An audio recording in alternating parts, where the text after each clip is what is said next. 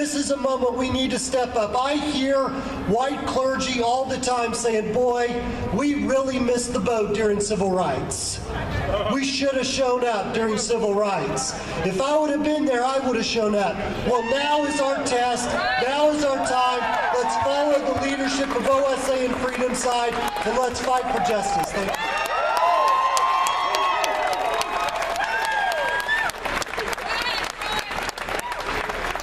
Y'all make some noise for Pastor Troy.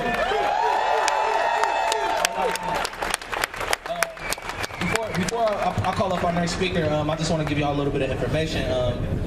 The OSA, we are not just out here marching and protesting. We have demands from our government and our police.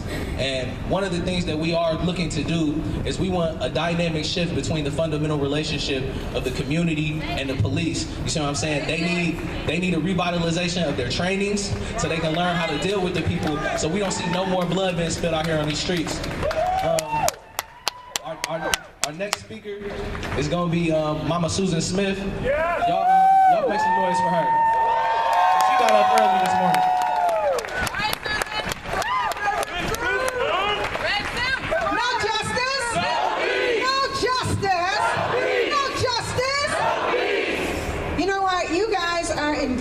In a struggle the likes of which we haven't seen in a long, long time. And I woke up this morning and I remembered the words, and the Christian Bible says, be steadfast and immovable, always abounding in the work of the Lord. Now, I don't care if you are Christian or Jewish or atheist or Muslim, it doesn't make any difference. At the end of the day, all of us are children created in God's sight, and all of us need to understand that God is on our side. I don't care what you say. We serve a God of justice.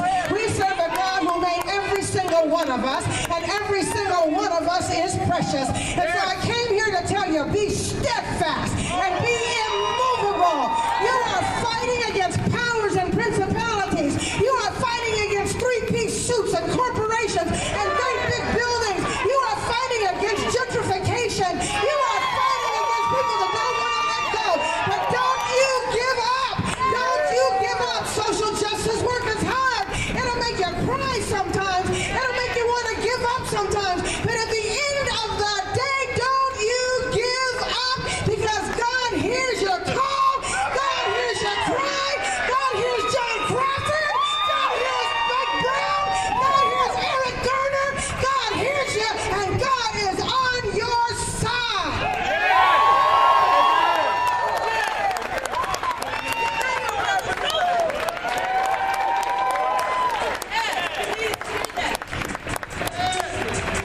So this is a moment where you have not signed in. Please go sign the sign-in sheet. It's back there. Also fill out the block cards, get some refreshments. Follow us on Twitter at Ohio Students. Our hashtags are hashtag John Crawford and hashtag Protect Us Too. You got it?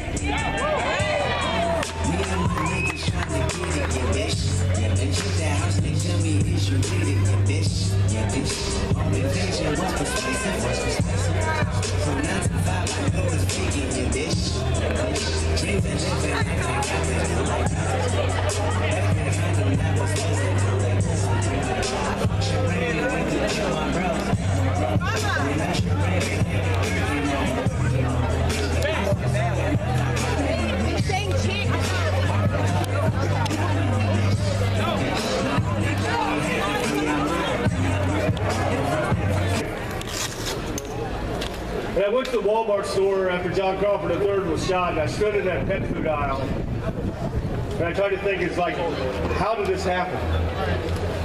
And then when they didn't release the video, we all knew what was happening. And I was running the day, and I was thinking, I was coming to this awesome demonstration, and I love being part of this movement, and I want to tell Pastor Troy that signed me up for the movement, because I want to follow in this lead. But I thought about John Crawford's family and his father. And I'm going to the Ohio State game today, and I'm going to have a lot of fun. But I thought about, and it hurt my soul, it hurt my heart to think about John Crawford III's family, whose son was murdered in a Walmart store, in a frickin' Walmart store, holding a BB gun because the cops were all fired up because some 911 caller fabricated and lied about what was going on, and we saw it in the video. And then you hear people say, oh, he was doing this and doing that. It's not true. He was in a frickin' Walmart store. If he was stealing a pack of gum, Walmart security would have been all over him. But I question, where was Walmart with their 200 security cameras? Why wasn't the police talking to Walmart before they come back, busting in their store and taking the life of somebody? Where's their responsibility in keeping people safe and secure when they shop there? I don't want to get too far off on the Walmart thing, but you know what? They're the largest employer in the world. They got a lot of frickin' money. They keep a lot of people in poverty, and they let John Crawford III die in a pet food aisle for no reason other than he was holding a BB gun, and that ain't right. So I'm putting me up. I'm into the movement. I'm ready to fight. Till there's justice, there's no peace.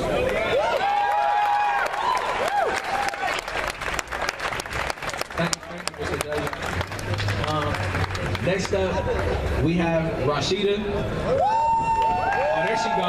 She was over there hiding in that hat. Come on, Rashida. Get them blocks out, girl. Yes.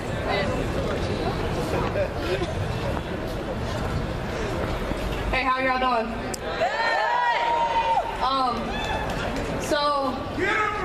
Come on, sis. So I am an artist here in the Columbus community, and I'm also the outreach and engagement coordinator for Trans Ohio.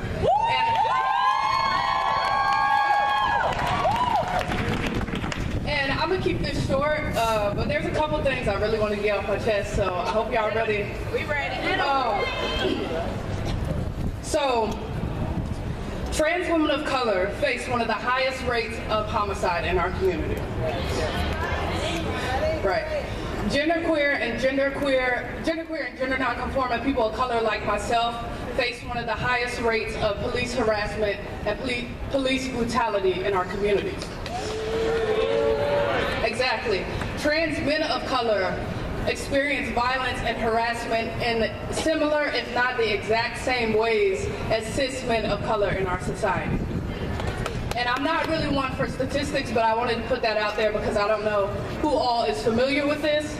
So I wanted to mention the violence that we face by society in these structures, right? But I also wanted to talk about the added violence we face when our stories are not being heard and we're being silenced. When we're told things like, you don't really know what it's like to be a black woman, or you don't really know what it's like to be a black man in society. That's an added layer of violence. And I've seen so many queer and trans people of color putting so much work into movements like these. I've seen us early in the morning being the first responders, and I've seen us burning the midnight oil to make sure all the pieces come together so things don't fall apart when events like these happen, right? And this is not only in Columbus, but also at OSU, in Ohio, and around the United States, right? And even though we're putting in all of this work, we often get passed up for being the spokesperson of the movement.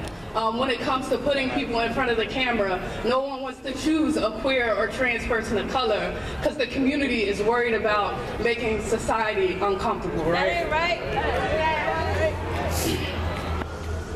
So I really just wanted to say we can't keep doing this. And when I say we, I mean me as a trans person of color, but also our community of color as a whole.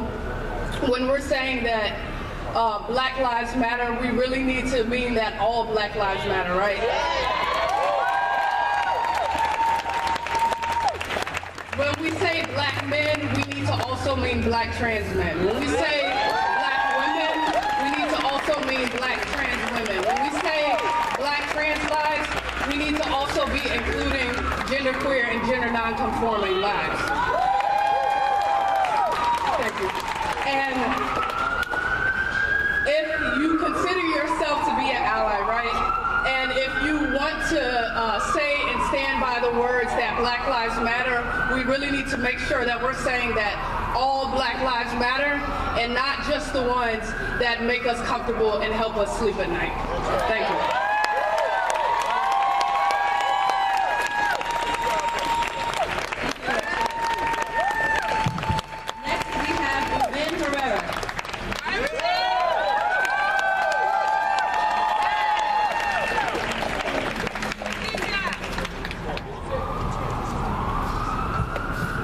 Buenas tardes. Buenas tardes. All right, that's good. My name is Ruben Castilla Herrera. I'm a long-time organizer, someone fighting for justice with people. I'm a Latino, I'm a Chicano, I'm a Mexican, I'm undocumented, I'm queer, and I am a resident of the state of Ohio. You know what? I am tired, though. I'm tired that I have to live in a land of injustice. I'm tired of having to hear the pandering of systems that have kept us down. Brown people, black people, queer people, poor people, people that matter, right? Are you tired of that? I'm tired of a political system that lies to us. I'm tired of a president that deports more people than any other president in our history. I'm tired of being lied to by this president. Yeah, I'm going to keep it real today. I'm tired of systems that incarcerate us, whether it's in county jails or state prisons or private prisons or detention centers. We are incarcerated at higher rates than anyone else. It's time that we come together. It's time that we come together and fight for this injustice. And you know, as I was biking here, I thought, wow, there's this intro to this rally. There's flags and there's people, but that's the Columbus Marathon, right? People train for the marathon and people run the marathon, and I respect that. I wish I could do that. But we, as people of justice who care about people, we need to do the same kind of thing. We need to continually be in training for a marathon for justice. Is that right? 44 years ago, those of you who may know Chicano history, 44 years ago in Los Angeles, almost exactly 44 years ago, a person by the name of Ruben Salazar, you know what I'm talking about? Ruben Salazar was killed. It was a rally of mostly Mexican Americans that were protesting against the Vietnam War and the high rate of Mexican Americans that were dying in that war. And Ruben Salazar, a well-known journalist, age 42, I believe, was killed by a projectile. Something came off the tear gas gun and hit him in the head and killed him immediately. That was 44 years ago. That police officer never served any time, never was brought to justice, ever. So even though we're generations apart, we're still linked by this law enforcement brutality today in Beaver Creek and Ferguson and Los Angeles and Columbus and Chicago, you name it. It's still happening today. And I'm tired of it. I'm tired of it. But it's that link of us together that's the power. Many people have been talking about that. It's the power that we have together. But we have to come together. We have to come together and fight for this justice. Whether it's justice for queer people, whether it's immigrant rights, whether it's for black people, whether it's for white people, or the working class, we have to continually run this marathon, this Columbus Marathon, this Ohio Marathon, this marathon in this country, and this marathon for justice, for peace, and justice in the world. I was trying to think of how to say fight back in Spanish, and we have a much better language, actually. It's much more beautiful. That's just my bias. But there's no direct translation, but I want you to follow with me, because I'm going to say something in Spanish that's close to fight back. Please follow with me. Luchar. Luchar. Luchar. Luchar. Luchamos. Luchamos. Luchamos. Luchamos. Luchar. Luchar. Luchamos. Luchamos. Lucharé. Lucharé. Lucharé. Hasta la victoria siempre.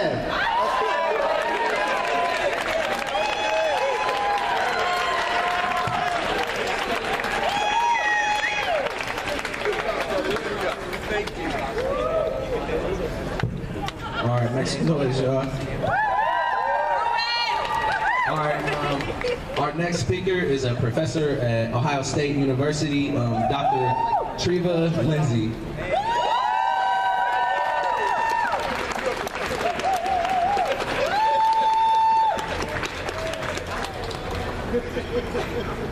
We who believe in freedom cannot rest. We who believe in freedom cannot rest. I bring you greetings not today as a professor, but as a human being, as a black person struggling to live. Struggling for everyone to recognize that black lives matter, that brown lives matter, that poor lives matter, that youth matters, that incarcerated lives matter, that immigrant lives matter, that queer lives matter, that trans lives matter. I bring you this message because they deny this to us so often at the level of state violence. When we say this, when we say 1 every 28 hours, let me give you a picture of what that looks like. That is 7-year-old Aiyana Jones being killed in her home, brutally knocked down. It is 93-year-old Pearlie Golden being killed by police. 7 to 93, we are not safe anywhere. So this moment that we're in, this moment of lynching, this moment of violence, this moment of 60,000 African-American women being missing, this moment of 80% of women crossing the border from Central America being raped or sexually assaulted by Border Patrol, this moment requires a movement based in the belief that we're just equal. That's not good enough anymore. That's not good enough. I don't have to demand that I'm equal. We are human, therefore we are equal. I refuse to demand that. We are in this moment for justice, which means tearing this shit down. This means refusing to believe in a constitution that allowed for the genocide of indigenous people. That allowed for the enslavement of millions of Africans, that disenfranchised women, a constitution that allows us to turn off the water on the people in Detroit, a constitution that allows us to ignore and forget our brothers and sisters in Palestine.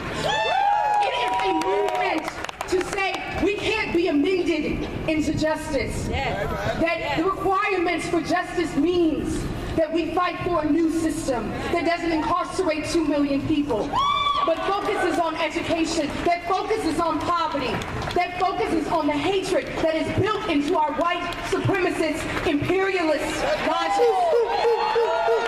We demand this for John Crawford because he deserves better. We demand this for Anisha McBride because she deserves better.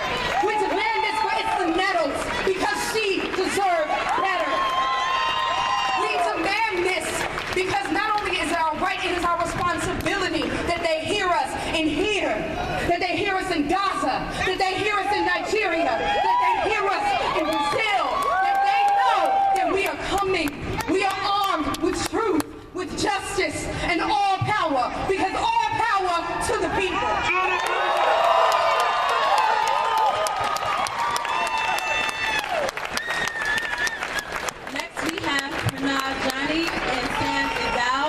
With the International Socialist Organization of Palestine Solidarity Group.